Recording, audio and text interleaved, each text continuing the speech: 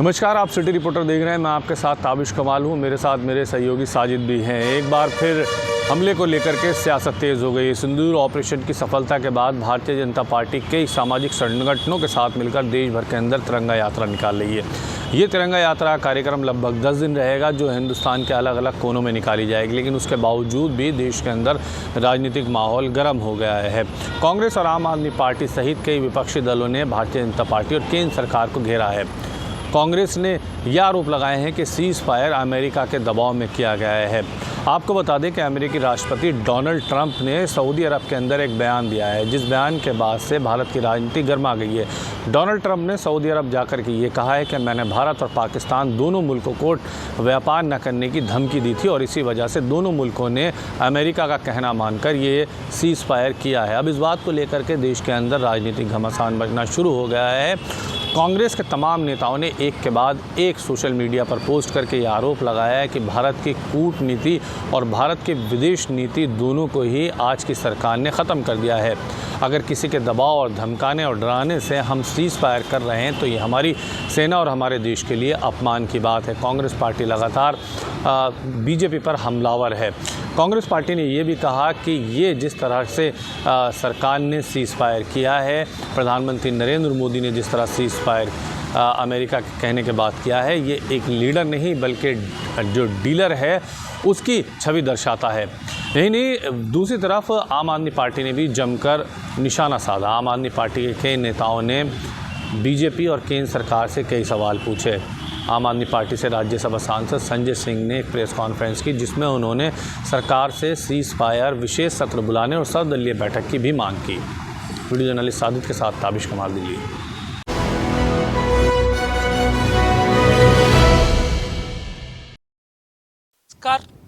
आप देख रहे हैं हमारा खास कार्यक्रम सिटी रिपोर्टर। मैं हूं धनराज गर्ग, राजधानी देहरादून से, और बात करेंगे उत्तराखंड की सबसे बड़ी खबर की। नगर निगम कहीं ना कहीं अब अतिक्रमण पर सख्ती दिखाता हुआ नजर आ रहा है, क्योंकि एक्शन मोड में कहीं ना कहीं जो राजधानी देहरादून के मेयर हैं सौरभ थपलियाल, वो एक्शन मोड में नजर आ रहे हैं और लगातार अतिक्रमण पर कार्रवाई करने का निर्देश कहीं ना कहीं अधिकारियों को दिया गया है। और लगातार देखा जा रहा है कि जो कर्मचारी हैं वो अतिक्रमण हटाने का कार्य लगातार कर रहे हैं, क्योंकि लगातार माना जाता है कि जो अतिक्रमण है सड़कों किनारे जो रेडी ठेली वाले हैं वो कहीं ना कहीं अतिक्रमण करते हैं। उसके चलते सड़कों पर जाम का झाम जनता को झेलना पड़ता है। अब नगर निगम ने इस पर सख्ती दिखाई है और नगर निगम की तरफ से निर्देश जारी किए गए हैं कि जितने भी सड़क किनारे खड़े हुए रेडी पटरी वाले हैं उनको वहां से हटाया जाए, और यदि नहीं हटते हैं तो उन पर कड़ी कार्रवाई की जाए। और इसी क्रम में कहीं ना कहीं जो कर्मचारी हैं वो लगातार इन पर कार्रवाई करते हुए नजर आ रहे हैं, क्योंकि लगातार देखा जा रहा है कि जो नगर निगम की टीम है वो सड़कों पर घूम रही है और लगातार जो रेडी पटरी वाले हैं उनको हटाने का काम कर रही है। यदि कोई नहीं मान रहा है तो उन पर जुर्माने की कार्रवाई भी की जा रही है। जुर्माने की कार्रवाई के साथ साथ उनकी जो रेडी है उसको जब्त भी किया जा रहा है। और इसी तरीके से देखिएगा कि जिस तरीके से जाम लगातार उत्तराखंड के अंदर सड़कों पर देखने को मिलता है, वो जाम का झाम ना झेलना पड़े उसको लेकर यातायात पुलिस भी लगातार सख्त होती हुई नजर आ रही है। और इसके साथ ही जो नगर निगम है वो भी सख्त होता हुआ नजर आ रहा है और लगातार ऐसे लोगों पर कार्रवाई करने का काम नगर निगम के द्वारा किया जा रहा है। और वहीं सख्त निर्देश दिए गए हैं, यदि किसी की रेडी हटा दी गई है और वो दोबारा से रेडी लगाता है तो उसकी रेडी को जब्त करने की कार्रवाई भी कहीं ना कहीं नगर निगम के द्वारा की जाएगी। और वहीं आपको ये भी बता दें कि वीकेंड के लिए जो भारी वाहन है वो देहरादून के अंदर एंट्री उनकी बंद कर दी गई है, यानी कि शनिवार और इतवार को भारी वाहनों को बॉर्डर पर ही रोक दिया जाएगा, यानी कि अंदर शहर के अंदर वो वाहन नहीं जाएंगे, क्योंकि लगातार देखा जाता है कि जो भारी वाहन है वो शहर के अंदर आते हैं और उसके कारण कहीं ना कहीं जाम की स्थिति बनती है। वो जाम की स्थिति ना बने उसके लिए एसएसपी अजय सिंह ने सख्त निर्देश दिए हैं कि जो भारी वाहन है वो शनिवार और इतवार को शहर के अंदर नहीं घुसेंगे, यानी कि उनको बॉर्डर पर ही रोक दिया जाएगा। तो कुल मिलाकर कहा जा सकता है कि जाम से निजात दिलाने के लिए पुलिस प्रशासन और नगर निगम मिलकर संयुक्त रूप से कार्रवाई करता हुआ नजर आ रहा है। कैमरा सहयोगी वीरेंद्र थपलियाल के साथ धनराज गर्ग, JK 24/7 न्यूज, देहरादून।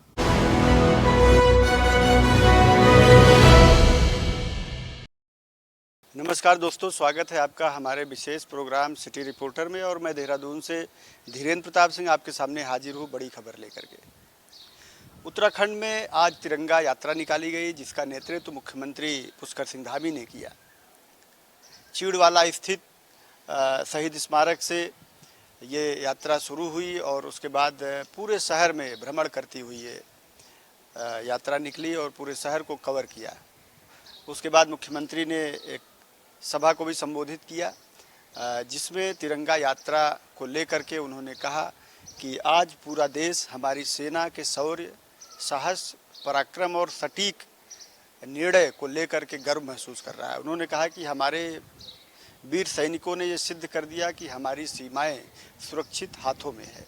उन्होंने कहा कि हमारे सेना ने ऑपरेशन सिंदूर के माध्यम से पूरी दुनिया को ये संदेश दिया कि भारतीय सेना के शौर्य, पराक्रम के आगे सब कुछ फीका है, सब कुछ बहुत छोटा है। उन्होंने कहा कि हमारी सेना ने सिद्ध कर दिया कि देश के संप्रभुता और सम्मान से कोई भी खिलवाड़ या समझौता बर्दाश्त नहीं किया जाएगा।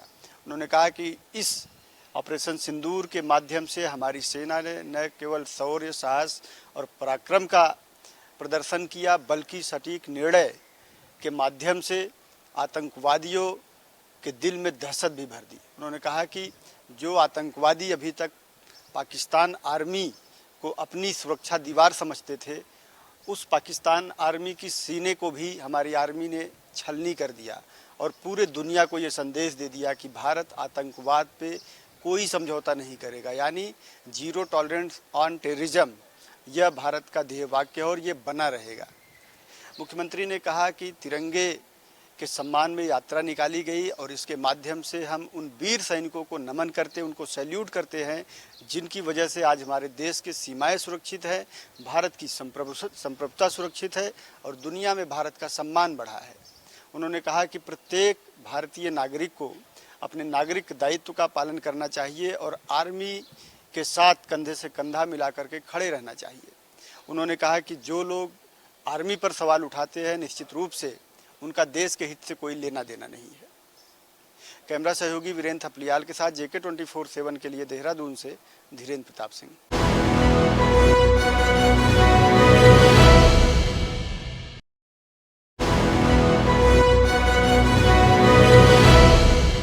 नमस्कार, आप देख रहे हैं सिटी रिपोर्टर, मेरे साथ मैं हूं संदीप गोयल।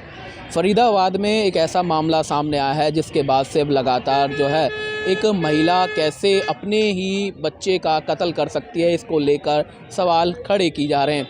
दरअसल फरीदाबाद के सैनिक कॉलोनी के रहने वाले दीपक ने अपनी पत्नी के खिलाफ एक मुकदमा दर्ज कराया है BPTP थाने में और शिकायत में कहा गया है कि उसकी जो पत्नी थी उसने किसी तांत्रिक महिला के कहने पर 3 साल के बच्चे को एक जो है नहर में फेंकने का काम किया। हालांकि वहां पर मौजूद कुछ महिलाओं ने इस मामले की वीडियो भी बनाकर जो है लोगों तक साझा की और कहा कि ये महिला अपने छोटे से बच्चे को जो है नहर में फेंकती हुई देखी गई है।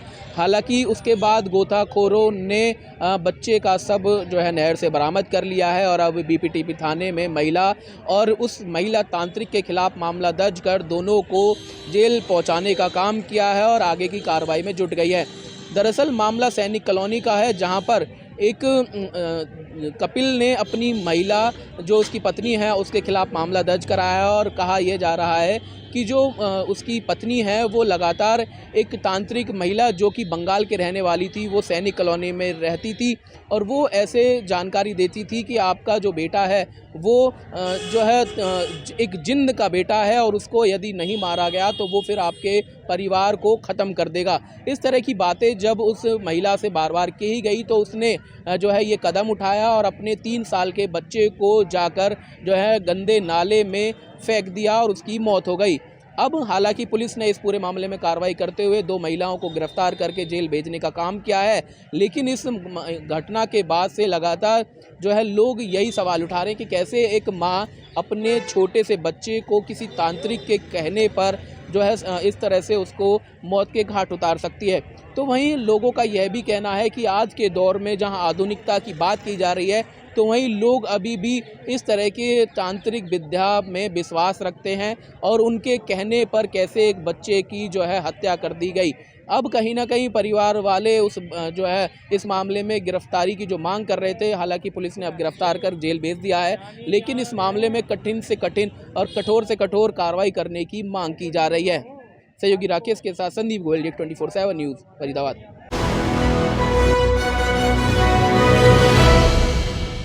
नमस्कार, आप देख रहे हैं सिटी रिपोर्टर। मैं हूं मनीष कुमार। इस वक्त जो है बिहार के गलियारों में जो है पोस्टर ही पोस्टर छाए हुए हैं। पोस्टर में लिखा हुआ है, माँ तुझे सलाम। हर कोई इंदिरा गांधी नहीं हो सकती है। यह कांग्रेस के नेताओं ने पोस्टर जारी किया है बिहार की पटना के अंदर। अब उन्होंने ये जारी किस लिए किया है मैं बता दूं कि अभी वर्तमान में जो है पाकिस्तान के द्वारा जो है हमारे देश के अंदर आतंकवादियों द्वारा जो है घुसकर निहत्थे लोगों को जो है हत्या कर दिए गए थे। देश के प्रधानमंत्री ने कहा कि हमें जो है 56 इंच का सीना दिखाना है और पाकिस्तान को जो है मिट्टी में मिला देंगे, लेकिन दुर्भाग्य क्या हुआ, युद्ध विराम हो गया है अमेरिका के इशारे पर। इसी के कड़ी में जो है कांग्रेस पार्टी के नेताओं ने जो है पोस्टरवार जारी कर दिया है। उन्होंने कहा हर कोई इंदिरा गांधी नहीं हो सकती है, क्योंकि आप जानते हैं कि 1971 में जब पाकिस्तान और हिंदुस्तान में युद्ध हुआ था, इंदिरा गांधी ने पाकिस्तान को जो है छठी का दूध याद दिला दिए थे। पाकिस्तान के जो सैनिक इधर उधर जो है जीवन दान की भीख मांग रहे थे। बड़े बड़े नेता पाकिस्तान के जो है अन्य देशों से जो है आपसी समझौता का भीख मांग रहे थे कि हमें मदद कर दीजिए, हमें युद्ध नहीं करना है। और ये लेडी सिंघम इंदिरा गांधी ने किसी का बात नहीं माने और बिल्कुल एकदम युद्ध ऐसा सबक सिखाया कि पाकिस्तान को नानी याद आ गई। और फिर 1971 के ये इस युद्ध में पाकिस्तान को जो 2 भागों में बांट दिया। एक बना बांग्लादेश, दूसरा पाकिस्तान। वह थी लेडी सिंघम इंदिरा गांधी। इसलिए कांग्रेस पार्टी के नेता मोदी जी पर कटाक्ष कर रहे हैं कि जब विपक्ष जो है प्रधानमंत्री मोदी के साथ है तो फिर पाकिस्तान बार बार सीज फायर करते हैं, उल्लंघन करते हैं, तो फिर पाकिस्तान को छठी का दूध क्यों नहीं याद दिला देते। पाकिस्तान जो है कायरता की तरह जो है हमारे सैनिकों पे वार करते हैं, फिर देश के प्रधानमंत्री क्यों नहीं उसको सबक सिखा देते हैं। कई तरह की बात जो है कांग्रेस पार्टी को नेता बोल रहे हैं। अब देखना है कि इसके बदले में भारतीय जनता पार्टी या एनडीए के लोग क्या पोस्टर जारी करते हैं। इधर बिहार की मैं राजनीति की बात करूं तो बिहार में भी जो है राजनीतिक उथल पुथल चल रहा है। बिहार में जो है दरभंगा में तेजस्वी प्रसाद यादव लोहड़ी महोत्सव में आते हैं, वहां पर उन्होंने नीतीश कुमार पर कटाक्ष करते हुए कह रहे हैं कि बिहार का जो सरकार है खटारा हो गई है, ये खटारा गाड़ी हो गई है। जब तक इसको बदलिएगा नहीं तब तक बिहार को भलाई नहीं होने वाला है, बिहार का विकास नहीं होने वाला है। आप अपने बच्चों के नाम पे, बिहार के विकास के नाम पे, प्लान के नाम पे अगर इस सरकार को हटाइएगा तभी बिहार का विकास हो पाएगा। आप देख रहे थे सिटी रिपोर्टर में अपने सहयोगी कैमरामैन के साथ समस्तीपुर बिहार से।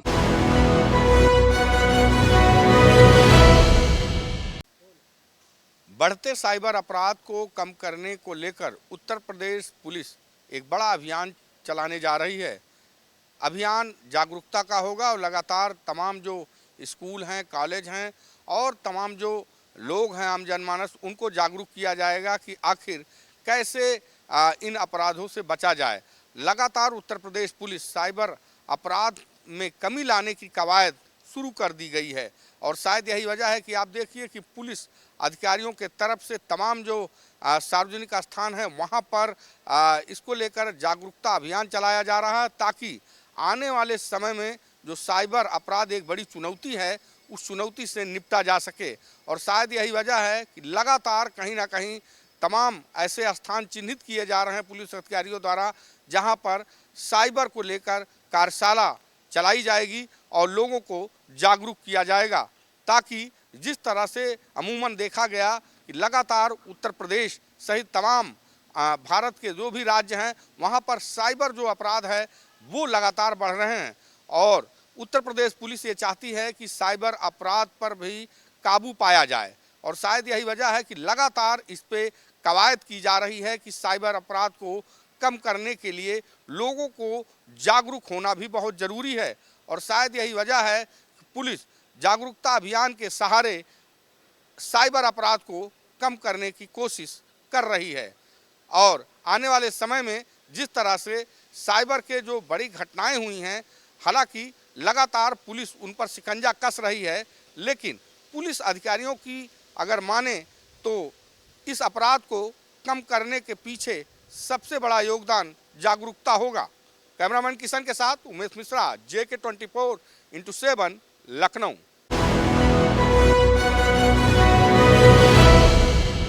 राजधानी दिल्ली में लगातार मौसम का मिजाज बदलता हुआ दिखाई दे रहा है।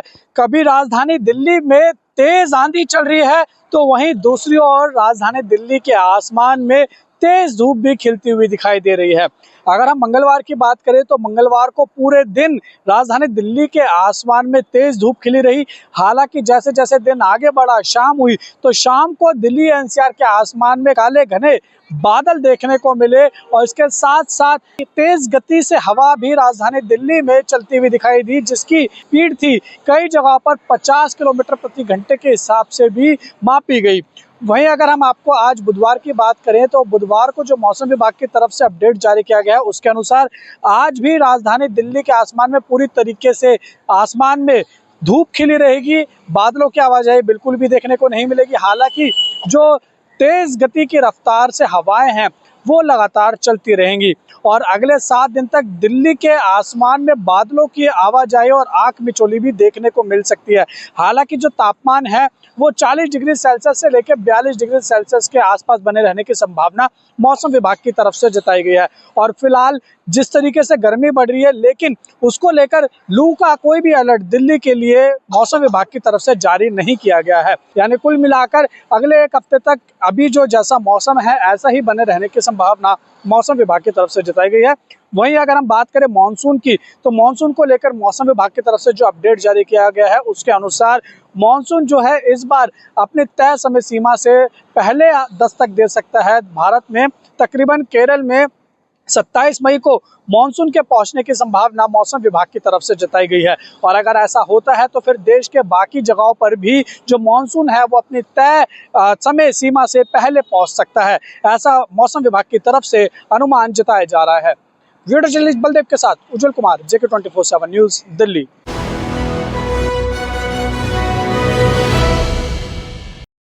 मुंबई में ड्रोन उड़ाने पर लगा बैन, उल्लंघन करने पर होंगी सख्त कार्रवाई। नमस्कार, आप देख रहे हैं JK 24/7 न्यूज का खास कार्यक्रम सिटी रिपोर्टर। मैं हूं इरशाद अहमद। मुंबई में ड्रोन उड़ाने पर पाबंदी लगा दी गई है और ये पाबंदी कोई मामूली कदम नहीं है। मुंबई पुलिस ने ये फैसला सुरक्षा कारणों के चलते लिया है। मुंबई के पवई इलाके में जहां हाल ही में एक युवक 23 वर्षीय युवक जो था ड्रोन उड़ाते हुए पकड़ा गया था और इसी के साथ एक बार फिर मुंबई पुलिस ने साफ कर दिया है कि सुरक्षा से कोई समझौता नहीं होगा। ऑपरेशन सिंदूर के बाद मुंबई में सुरक्षा अलर्ट जारी है और इसी के तहत मुंबई पुलिस ने 3 जून तक किसी भी प्रकार के ड्रोन या रिमोट कंट्रोल फ्लाइंग डिवाइसेस के इस्तेमाल पर पूरी तरह बैन लगा दिया है। Mumbai police officer DCP Akbar Pathan ने बताया है कि हम मुंबई वासियों से अपील कर रहे हैं कि इस बैन का पालन करें। ये फैसला पूरी तरह सुरक्षा के मद्देनजर लिया गया है। किसी भी उल्लंघन की स्थिति में कड़ी कार्रवाई की जाएगी। मुंबई पुलिस कमिश्नर ने खुद इस बैन का आदेश जारी किया है और DGCA यानी नागरिक उड्डयन महानिदेशालय ने मुंबई को रेड जोन घोषित कर दिया है। यानी यहाँ बिना इजाजत ड्रोन उड़ाना अब कानूनी अपराध है। वहीं मुंबई में ड्रोन, रिमोट कंट्रोल, माइक्रोलाइट विमान, पैरालाइडर, पैरामिड और हॉट एयर बलून जैसे सभी एयर डिवाइसेस उपकरणों पर अब पूरी तरह से बैन होंगे। अब को बता दें कि ये कदम उठाया गया है जब जम्मू कश्मीर में पहलगाम में हुई आतंकी हमले में 26 निर्दोष नागरिकों की जान चली गई थी, जिनमें एक नेपाली नागरिक भी शामिल है। इस घटना के बाद देश भर में सुरक्षा एजेंसियां अलर्ट पर है। तो अगर आप मुंबई में हैं और आपके पास ड्रोन है तो 3 जून तक उसे ना छुए, क्योंकि कानून तोड़ने का मतलब है सख्त कार्रवाई झेलना। कैमरा पर्सन बाकिर अंसारी के साथ मैं इरशाद अहमद, JK 24/7 न्यूज, मुंबई। जो विकास के प्रोजेक्ट हैं वो अर्पित किए हैं और आज मुख्यमंत्री ने वहां पर बाबा साहेब अम्बेडकर की याद में बनने वाले नए ऑडिटोरियम का शिलान्यास भी रखा है। इसके साथ ही बुड्ढा दरिया पर जो एक आधुनिक पुल बनाया गया था वो आज लोगों को समर्पित कर दिया गया है। मुख्यमंत्री के साथ पंजाब के कई कैबिनेट मंत्री इस दौरे के दौरान थे और मुख्यमंत्री इन अलग अलग स्थानों पर जब विकास कार्यों का प्रोजेक्टों का उद्घाटन कर रहे थे तो उन्होंने दावा किया कि पंजाब के अंदर विकास की जो गंगा है वो इसी तरीके से लगातार बहती रहेगी और पंजाब के अंदर अब शहरों और गांवों में युद्ध स्तर पर विकास के कार्य करवाए जा रहे हैं। मुख्यमंत्री ने आज फिर कहा कि करप्शन के खिलाफ पंजाब सरकार की जीरो टॉलरेंस नीति है और किसी भी कीमत पर करप्शन करने वालों को नहीं बख्शा जाएगा। उन्होंने साफ कहा कि पंजाब का बीबीएमबी पर जो स्टैंड था वो पूरे तरीके से कायम है और हाई कोर्ट ने भी बीबीएमबी के अधिकारियों को फटकार लगाई है और पंजाब के फेवर में कहीं ना कहीं बीबीएमबी का जो टिप्पणियों का आना वो एक बड़ा झटका भाखड़ा ब्यास मैनेजमेंट बोर्ड को लेकर है। मुख्यमंत्री ने कहा कि उन्होंने हरियाणा को पानी देने से कभी इनकार नहीं किया, लेकिन धक्केशाही से वो किसी को ज़्यादा पानी नहीं देंगे क्योंकि पंजाब के पानियों पर पंजाब के किसानों का पूरा अधिकार है। और उन्होंने कहा कि 20 तारीख की रात को हरियाणा को जितना पानी आवंटित हुआ है उतना पानी दे दिया जाएगा। हरियाणा का किसी भी तरीके से पानी रोकने की मंशा पंजाब सरकार की नहीं है, लेकिन पंजाब के अधिकारों का पानी किसी भी कीमत पर हरियाणा को नहीं जाने दिया जाएगा। और साथ ही उन्होंने कहा कि अब पंजाब के अंदर नशाखोरी के खिलाफ जो अभियान चला है वो एक संकल्प बन चुका है और गांव और शहर सभी जगह पर नशा पूरी तरीके से खत्म किया जाएगा। कैमरामैन निशान के साथ मैं नवदीप छाबड़ा, JK24/7 न्यूज़, चंडीगढ़।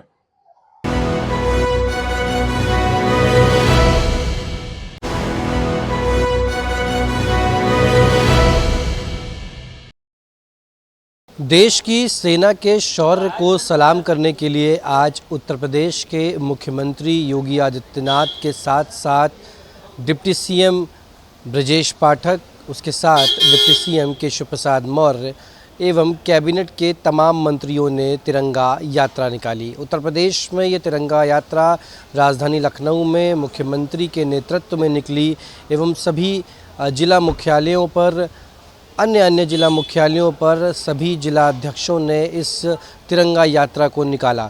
यह तिरंगा यात्रा थी पहलगाम में हुए आतंकी हमले के विरोध में भारत ने पाकिस्तान को करारा जवाब दिया। करारे जवाब देने को लेकर के हिंदुस्तान की शौर्य वीर बलशाली सेना को लेकर के आज उत्तर प्रदेश के मुख्यमंत्री योगी आदित्यनाथ ने तिरंगा यात्रा निकाली। यह तिरंगा यात्रा तकरीबन 5 किलोमीटर तक चली, जो कि मुख्यमंत्री के आवास से शुरू हुई और मुख्यमंत्री के आवास से शुरू होते हुए भारतीय जनता पार्टी के कार्यालय होते हुए ग्लोब पार्क होते हुए परिवर्तन चौक पर ख़त्म हुई। ये तकरीबन इस पूरे सफ़र में तमाम विधायक, तमाम सांसद के साथ साथ उत्तर प्रदेश के मुख्यमंत्री योगी आदित्यनाथ ने इस तिरंगा यात्रा को हरी झंडी दिखाई अपने आवास से। और उसके बाद डॉक्टर नीरज वोरा विधायक के साथ साथ विधायक राजेश्वर सिंह के साथ साथ तमाम अन्य विधायक और डिप्टी सीएम ब्रजेश पाठक एवं डिप्टी सीएम केशव प्रसाद मौर्य इस तिरंगा यात्रा को लेकर के आगे बढ़े और तिरंगा यात्रा लेकर आगे बढ़ते हुए भारतीय जनता पार्टी उसके बाद सीधे ग्लोब पार्क होते हुए परिवर्तन चौक पर यह यात्रा समाप्त हुई। प्रदेश के मुख्यमंत्री ने देश के सैनिकों की और केंद्रीय नेतृत्व के वीर बल का सम्मान किया और उन्होंने कहा कि हमारे देश में सशक्त सेना है जो कि किसी को भी मुंहतोड़ जवाब देने के लिए सक्षम है, जिसकी सम्मान में यह तिरंगा यात्रा निकाली जा रही है। वीडियो जर्नलिस्ट किशन के साथ गौरव पांडे, JK24/7 न्यूज़, लखनऊ।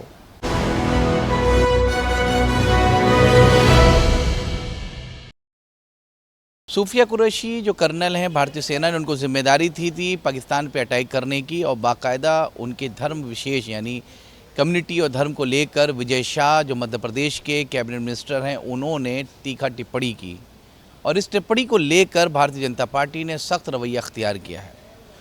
और ख़ास तौर पे इस तरह की टिप्पणी को लेकर कांग्रेसी जो नेता हैं, कार्यकर्ता हैं मध्य प्रदेश के, उनके बंगले पे जाके उन्होंने कालिक पोती और ये संदेश दिया है कि भारत में समस्त रहने वाले लोग, चाहे वो हिंदू हों, मुसलमान हों, सिख, ईसाई हैं, वो भारतीय हैं। सूफिया कुरैशी पे टिप्पणी करने का जो साहस वहाँ के मंत्री मध्य प्रदेश ने दिखाई है, उस पर बहुत ज़्यादा कटाक्ष उन्हीं की पार्टी के नेताओं ने किया है और ख़ास तौर पर पूरे भारत में आक्रोश है मंत्री विजय शाह के ख़िलाफ़। और इस तरह की टिप्पणी से कहीं ना कहीं एक गलत संदेश जाता है, दुश्मन पाकिस्तान को मनोबल बढ़ता है। और इस तरह से विदेश मंत्रालय ने भी ये कहा है कि खासतौर पर सुरक्षा व्यवस्था को लेकर, भारतीय सेना को लेकर कोई भी नेता, कोई भी पॉलिटिशियन किसी भी तरह की टिप्पणी ना करे जिसकी वजह से एक गलत संदेश जाए, क्योंकि भारत जो है वो हिंदू, मुसलमान, सिख, ईसाई समस्त लोगों का है और जो भारतीय सेना में है वो धर्म से ऊपर है, भारतीय सेवा के लिए, भारत की सुरक्षा के लिए, चाहे वो हिंदू हो चाहे मुसलमान हो, अपनी जान निछावर कर देता है। तो सूफिया कुरैशी पे जिस तरह की टिप्पणी हुई है, कहीं ना कहीं विजय शाह भी टिप्पणी से भागते हुए नजर आ रहे हैं। पार्टी ने भी सख्त रवैया अख्तियार किया। अब देखने वाली बात है कि इस तरह से भारतीय जनता पार्टी के नेता, कार्यकर्ता और मंत्री जिस तरह की अगर टिप्पणियाँ कर देते हैं, उसका जो दुष्प्रभाव पड़ता है भारतीय जनता पार्टी पे, किस तरह से उसको बैकअप करती है पार्टी, ये देखने वाली बात है। आने वाले कल समय बताएगा किस तरह से भारतीय जनता पार्टी इस बयान से उभर पाती है। कैमरामैन सुमित के साथ रजाबाद, लखनऊ, जेके न्यूज़।